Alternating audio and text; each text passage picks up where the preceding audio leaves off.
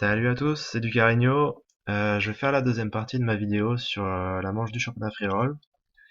Avant de commencer, déjà, je voudrais remercier les gens qui ont tout simplement regardé la vidéo et les autres aussi qui ont laissé des commentaires plutôt sympas sur le forum. Donc ça fait plaisir. Je vais essayer de tenir compte de vos remarques et de rendre cette deuxième partie de vidéo aussi intéressante que la première. On se retrouve à 6 joueurs. Avec toujours une position, en tout cas pour moi ici dans ce tournoi où je suis vraiment très bien. Je suis chip leader et j'ai la meilleure position à la table possible. Ici on a Deco qui boite pour 12 bébés. Bah, il a rien d'autre à faire que faire tapis ou folder. Relancer entre 2 et 3 blindes, ça n'a pas forcément beaucoup d'intérêt parce qu'il montrait beaucoup trop de force. Donc quelle que soit sa main, s'il pense que sa main est assez forte pour la jouer, il faut qu'il fasse tapis. Même s'il a deux as de roi, deux dames, des très grosses mains, faut pas se le play à limper chez certains joueurs ou à faire une petite relance. Vaut mieux faire tapis et être payé par une main moins forte. Et donc là, Tiotti a call assez rapidement, donc je pense que c'est un coup plutôt standard. Ouais, bah, les deux ont joué parfaitement.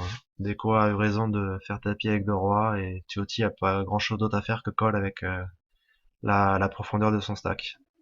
Donc, good game à eux deux. Ici, on a Z qui en lance au bouton à 3 blindes. Et on a Loïc qui surlance à 7 bébés. Donc moi, j'avais paire de 3, j'avais une main plutôt correcte pré-flop.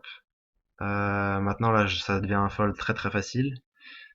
Juste une petite précision, je pense que si Loïc avait pas 3 bêtes, j'aurais 3 bêtes à sa place. J'aurais la plupart du temps 3 bêtes que call, parce que paire de 3 c'est pas forcément assez fort pour défendre. Je vais souvent check fold au flop, pardon. Et du coup, le fait de se relancer par rapport au stack que j'ai aussi, je peux mettre la pression sur AZ.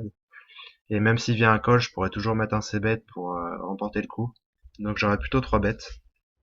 Maintenant pour la main qui s'est réellement jouée, le 3 bet de Alco est un peu surprenant. Enfin, son sizing est surprenant, on va dire. Il est très très faible. AZ va, je pense, coller 100% du temps ici. Et en tout cas, il doit coller 100% du temps parce qu'il a des cotes énormes. Je pense qu'Alco, c'est ça. Il est conscient que son 3 bet est très petit. Et j'aurais tendance à dire qu'il est en value ici. Qu'il a plutôt une très grosse main. Maintenant, s'il le fait en bluff, c'est bien aussi. Mais on va voir. S'il le fait en bluff, disons que ça va être difficile à jouer pour lui parce que il se retrouve hors de position avec un pot déjà conséquent et il risque de subir un peu le coup. Même si l'initiative, il peut de temps en temps se faire embêter par un Z qui est en position, qui peut le call sur son c-bet ou qui peut le raise et ça va le mettre dans une situation difficile. Donc je pense qu'il faut quelle que soit sa main, qu'il se relance plus fort. Qu'il soit en bluff ou en value, je pense qu'il faut au moins mettre 8,5 bébés, ça me paraît bon. Euh, Là, on a l'œil qui s'ébête très cher. C'est un peu bizarre. Euh, Ça a pas forcément de sens par rapport à ce qu'il a fait pré-flop déjà. Euh, je pense pas qu'il s'ébête aussi cher en bluff. Maintenant, je peux peut-être me tromper. Et déjà, le standard dans un pot 3 bêtes, on va dire, c'est de s'ébête mi-pot, voire un peu moins que mi-pot. Surtout sur ce type de board. Il y a pas de tirage. Il y a quasiment pas de tirage quinte et il y a pas de tirage couleur. Du coup, s'il a une grosse main comme de roi, deux as, ou s'il a une main en semi-bluff, on va dire avec deux overcards, as-dame, il a pas forcément besoin de faire si cher. Et on va dire que ça laisse jouer 3 Z parfaitement aussi. S'il a une main type, je sais pas, paire de 7, paire de 8, euh, je pense qu'il sera il va quasiment tout le temps folder sur une grosse mise comme ça. Et par contre, il va payer peut-être si on lui met 6 blindes, il va peut-être payer. Donc voilà. Alors s'il le fait en bluff, c'est bien joué, c'est couillu. Maintenant, s'il le fait en value, j'aime pas trop, parce que du coup, on fait faire fold à Z trop de mains. Donc là, je sais pas ce qu'avait Louis, ce serait intéressant qu'il nous le dise. Mais s'il avait deux rois, deux as ou une très très grosse main, ça paraît vraiment bizarre son sizing ici. Mais bon, on a Z qui fold, voilà. J'aimerais bien avoir le commentaire des deux joueurs pour savoir un peu ce qu'ils avaient dans cette main-là, s'ils peuvent retrouver leur historique. Ici j'ai roi 9, donc j'ai une relance facile et je fold si je me prends en tapis. Bon, ça se passe bien pour moi. As valet suité, ça va être la même chose, je vais relancer. Et si je me prends un tapis, je vais folder. C'est dommage parce que j'ai une très grosse main en 5 max, mais ils ont un stack trop gros pour ici, euh, pour ici payer le tapis. Ici, je touche top pair, top kicker, donc je suis plutôt pas mal. Et j'ai checké assez rapidement. C'est un peu bizarre. La tendance vraiment est de check tout le temps. Alors, je pense que j'ai fait une erreur ici. J'ai pas assez bête, je pense, pour jouer peut-être un peu montrer que j'abandonnais le coup pour essayer de prendre un peu de value à la turn et à la river. Ou alors j'ai pas voulu ces bêtes parce que j'avais pas envie de me faire raise.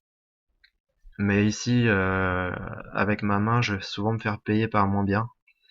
Et surtout, vu que le board est très très drawy, donc il y a beaucoup beaucoup de tirages, je vais avoir des turns qui vont m'embêter. Un 9, un 10, un cœur, ça va me faire chier. Donc clairement ici, il faut que je mise pour value, mise 3 blindes, c'est ce que j'aurais dû faire. Je l'ai pas fait, donc bon, on va voir comment se passe la suite. Bon ici, quand la Brasileira check deux fois, j'ai un CB, j'ai une mise facile. J'aurais même dû mettre plus cher. J'ai mis mi-pot, mais j'aurais dû faire deux tiers pot, je pense.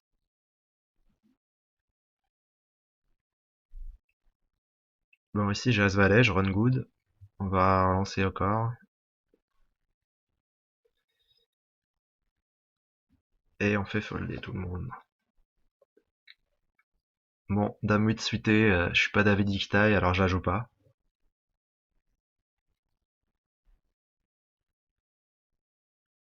On a un limp de A à Z. Moi j'aime bien la stratégie de limper en small blind, donc on va voir ce qu'il fait après, mais ça peut être pas mal contre un joueur assez aggro comme Alco qui va souvent 3 bêtes. Bon ici il a check fold. C'est sûr que quand il limp ici, il a très peu d'as dans sa range. Donc Loïc a un c-bet super facile. La range de Loïc est composée de beaucoup plus d'as que la range d'AZ. Du coup ici, mon plan si j'étais Alco, je peux envoyer un c-bet, un 2 barrel et voire un 3 barrel. AZ pourra quasiment jamais call. Mais enfin déjà un c-bet va faire le travail tout seul et ça devrait passer au moins, au moins 80% du temps je pense à vue d'œil comme ça.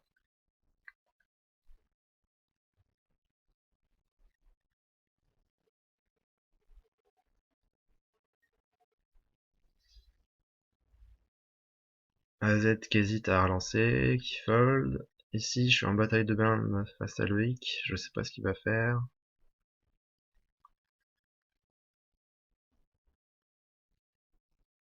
Ici, il relance à deux blindes et j'ai fold super vite. Euh, En théorie, je pense que c'est un call. Maintenant, je me rappelle que j'avais voulu faire une stratégie contre Loïc de plutôt montrer que je me défendais pas forcément beaucoup pour pouvoir lui passer des 3 bêtes de temps en temps. Mais Mais bon, 17, je pense, avec les stacks qu'on a, les codes que j'ai, je pense que c'est un 3 bet, c'est un call assez facile. Il faut vraiment se défendre en big blind, en bataille de blind. Du coup, bah, c'est ce que je disais avant, la stratégie que je voulais avoir contre Loïc, comme je suis en position sur lui, c'est de lui mettre la pression. Donc là j'ai 2 et 5 de carreau, j'ai un 3 bêtes qui va marcher très souvent. Loïc va pas forcément défendre beaucoup, il a un gros stack, comme moi, mais voilà, je suis chip leader, il est deuxième. On n'a pas forcément envie de se jouer. Donc je pense que 90% du temps il va folder. Donc quelle que soit ma main, c'est pas trop important. Ici j'ai 5 et 2 de carreau, donc c'est une main où je vais je vais pas m'entêter post-flop si je touche quelque chose. Donc ça va être facile à jouer. Là j'ai pas de chance, j'ai des déco qui me boitent par-dessus, donc j'ai un fold super facile. Mais bon, je pense que c'était un bon spot de 3 bêtes.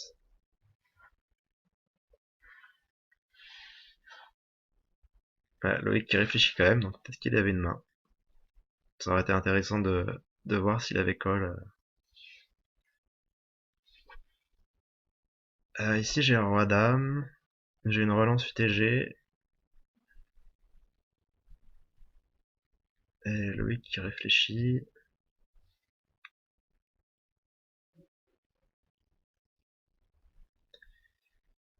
Ici, je pense que si j'avais pas placé mon 3 bet juste avant et foldé sur un tapis de déco, j'aurais squeeze, parce que j'ai une bonne main à se relancer ici. Et j'ai des bloqueurs sur As-Roi, sur les rois, sur les dames, et j'ai une main assez forte, qui joue pas forcément, bon, qui peut bien jouer aussi en collant juste pré-flop, mais j'ai le bon stack pour mettre la pression. Ici, je pense que j'aurais squeeze si je m'étais pas fait surprendre en train de voler. Donc là, j'ai décidé de juste de call et de voir un flop. Bon, après, le flop est vraiment pas bon pour moi. J'ai juste 2 overcards et une gutshot. Bon, c'est pas si dégueu du coup, mais bon. J'ai rien d'autre à faire que de folder quand Alco mise. Et Alco prend le coup.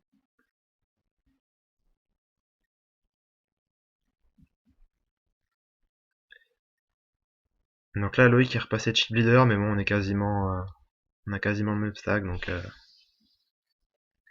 c'est kiff kiff. Il n'y a pas vraiment de short stack, à part Brasileira qui a 18 BB, mais elle a elle a encore beaucoup de marge de manœuvre. Donc là, on a une situation intéressante. Donc là, mon plan, c'est de plutôt jouer encore solide et de jouer quand je sens les bons spots et quand j'ai des bonnes mains aussi. Là, Loïc qui met la pression sur la Brasileira, donc ça c'est bien. Et là, il fait un peu plus cher que tout à l'heure. Donc je sais pas ce que ça veut dire. Est-ce qu'il est plutôt en bluff dans ce spot-là ou est-ce qu'il est... Et là, du coup, donc là, il a fait un peu plus cher, je disais, pré-flop. Et là, sur ce board-là, il met tapis. Il met tapis à Brasileira. Donc bon, le pot fait 12 bébés. Il fait légèrement un overbet, mais bon, c'est juste pour dire à Brasileira, je te mets à tapis. Et du coup, moi, ça me paraît bizarre. Euh, je pense que si Loïc avait As-Roi, 2 As, les rois, une main très forte, je pense il fait jamais tapis avec cette profondeur de stack. Je pense qu'il peut checker même pour slow play ou alors miser tout petit, un tiers pot et essayer de prendre un peu de value sur la Brasileira. Alors je sais pas ce qu'a Brasileira, mais si j'ai connecté le board, j'ai envie de call. Donc c'est bizarre de faire tapis ici. Je vois plutôt Alco avec une main, ouais, il avait pas touché avec As-Dame, mais ouais, ça confirme un peu le rythme que j'avais à Brasileira a raison de call, je pense, parce que disons qu'on va dire que Alco, s'il avait 2 valets, 2 dames, je suis pas sûr qu'il aurait fait tapis là-dessus. Il aurait peut-être attendu ou misé la moitié du pot et collé le tapis par dépit. Donc j'ai décidé de folder 6 et de suiter. On aurait pu défendre aussi, mais bon. Je vais pas m'embêter parce que je sais que je vais toucher les as en small blind à la main d'après. Bah ici j'ai le jackpot, hein. Donc on a Brasilera qui raise à 3 BB UTG. AZ qui fait tapis pour 27. C'est un peu beaucoup. 27 blindes, c'est un peu beaucoup pour hostile. Maintenant, bon, c'est pas horrible bien sûr, mais je pense que peut-être 3 bêtes à 8 BB c'est un peu mieux. Mais là, il a pas de bol parce que je tombe, j'ai les nuts. Bon, il a 2 valets, donc pas grand chose à dire sur son push. Je pense il peut faire les deux. Il peut 3 bêtes ou il peut push. Y a aucun souci. Donc là, je repasse chip leader et du coup, on n'est plus que 4. Là, avec As-4, j'aurais pu 3 bêtes alco, mais bon, on va essayer de pas vouloir jouer tous les coups, de pas vouloir gagner tous les coups.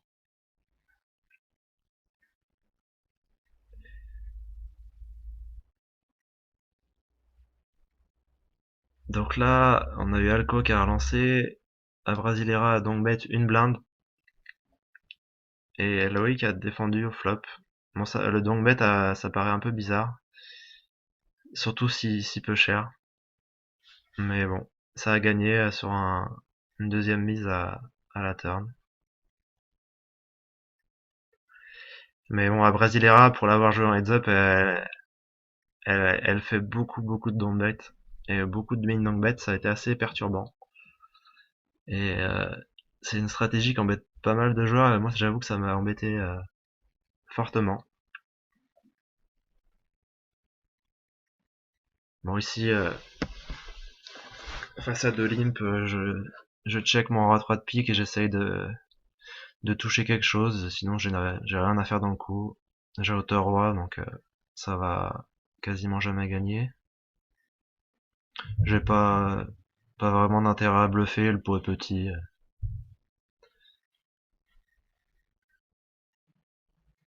Et Loïc gagne avec sa petite paire de 6.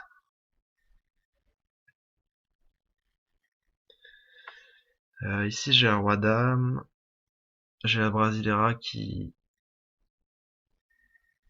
raise UTG, Loïc réfléchit et qui défend.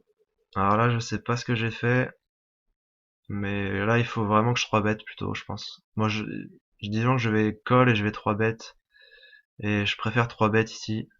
J'ai un gros stack, faut que je mette la pression. J'ai une très bonne main, on est qu'à 4, donc roi dame est vraiment une plus grosse main que si on était à 9, bien sûr. Et puis, comme tout à l'heure, j'ai les bloqueurs sur As-Roi, sur les rois, sur les dames, sur As-Dame. Et je pense que je peux me faire payer par moins bien aussi. Parce que les gens se disent, tiens, il abuse, il a un gros stack, il va 3 bêtes. Et surtout, coller juste hors position, ça va être un peu chiant à jouer. Mais là, j'ai pris l'option de jouer plutôt des petits pots. Donc j'ai touché top pair. Euh, on a Brasilera qui s'ébête une blinde. Donc c'est un peu bizarre de miser si petit sur un board où il y a beaucoup de tirages. Loïc paye. Là, je crois que j'ai raise, je pense. J'ai trop de value à raise. Je peux être payé par un 10, par les flush draw, par des tirages quintes. Il y a dame valet, il y a 8 et 9. Faut à la fois que je valorise ma main et à la fois que je me protège des tirages. Donc il faut que je relance ici. J'ai relancé à 3,5 BB. Je pense que c'est une erreur. J'aurais dû faire plus cher. Et mettre au moins 4,5 BB, voire 5. Parce qu'ici je donne de trop bonnes cotes à Brasilera ou à Loïc pour coller. Donc ça c'est une erreur de ma part, clairement. Ici à la turn, le pot fait 16 BB quasiment et Loïc en a 28. Euh, Ici, on peut à la fois checker et à la fois miser. Euh, Disons que si je mise et je me prends un tapis, si je mise on va dire 8 BB et que Loïc me fait tapis, ça va être très compliqué pour moi de call, même si j'ai une très forte main. Et je pense que en même temps Loïc a pas forcément une main très forte ici dans ce spot, parce qu'il a juste collé le c-bet de la Brasileira à une BB.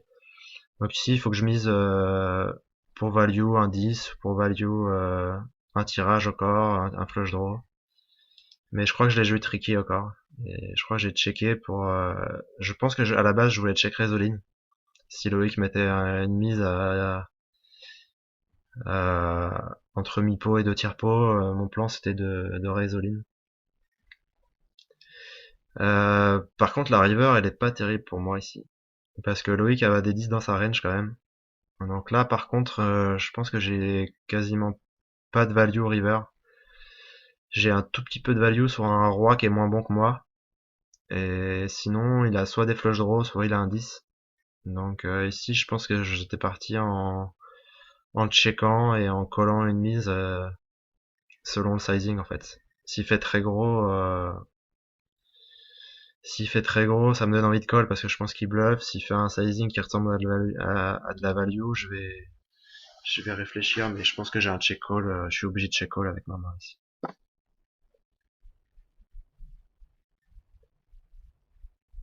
Et du coup, si Loïc peut bluffer ses flush draws, mais je sais pas s'il le fait tout le temps.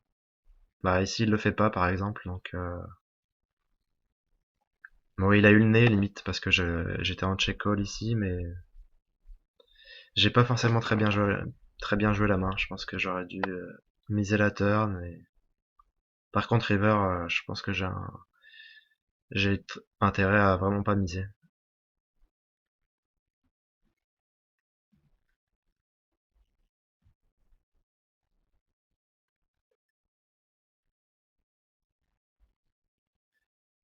Du coup, j'ai vraiment un gros chip lead ici. Donc là, il faut vraiment, à ce moment-là, je me dis, il faut vraiment que j'aille au bout. J'ai pas le droit de perdre ce tournoi. Je suis trop bien.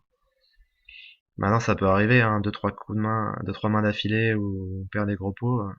Mais ici, j'ai quand même une bonne marge de manœuvre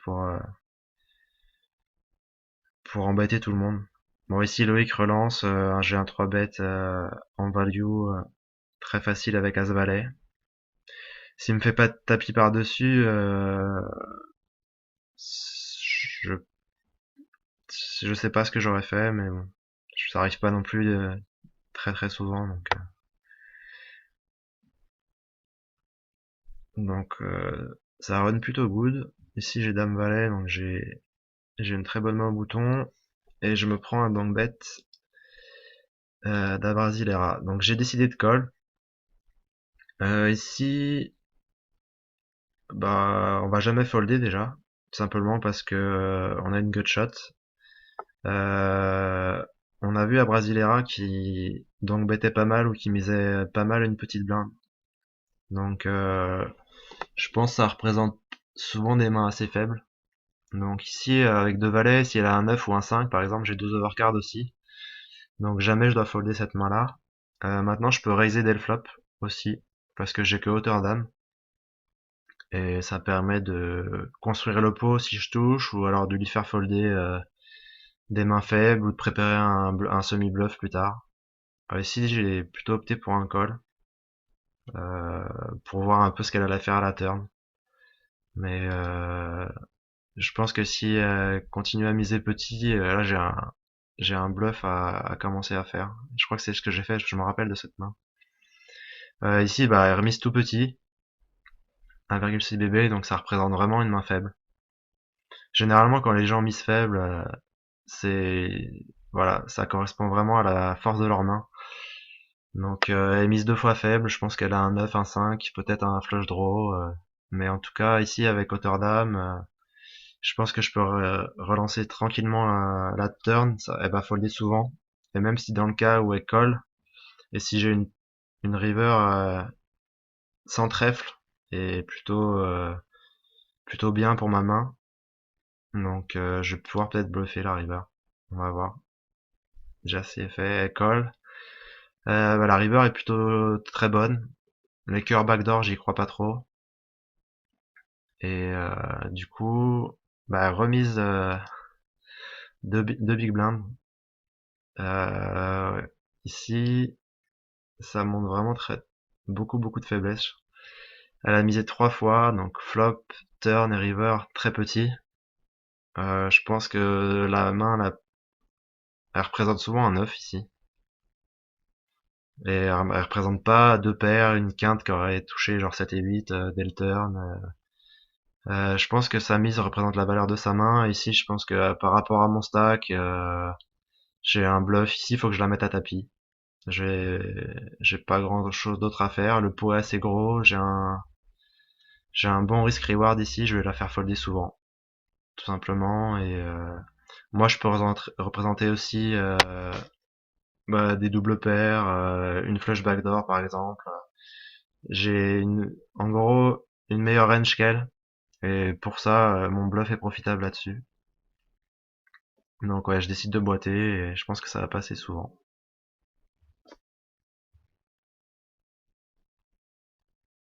Mais là, je pense qu'elle a donné vraiment, euh, elle a pris une line qui permet aux joueurs de la bluffer profitablement.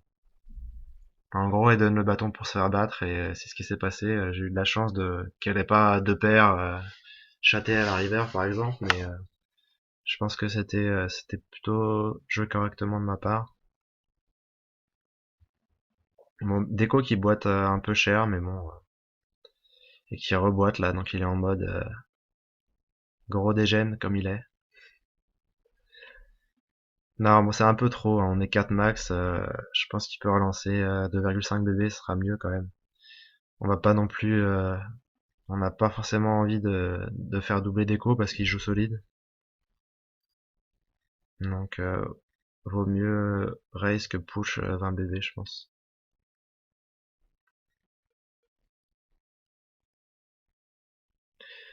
Ici j'ai valet 2, mais en gros ma main je m'en fous un petit peu. Deco a été super actif, donc je pense qu'il va folder assez souvent, et au pire s'il push c'est pas grave. Bon là il push, mais j'ai perdu 2 blindes, j'en ai 90, donc s'en fout un peu. Loïc qui fait tapis pour 24 BB, bah pareil, c'est un peu trop, je pense. Il peut raise et induire un tapis de déco qui a l'air chaud, ou à Brasilera qui peut restyle aussi. Donc s'il a une vraie main, ou même s'il a paire de 8, c'est une erreur de faire tapis, je pense. Parce qu'il se fera call que par mieux.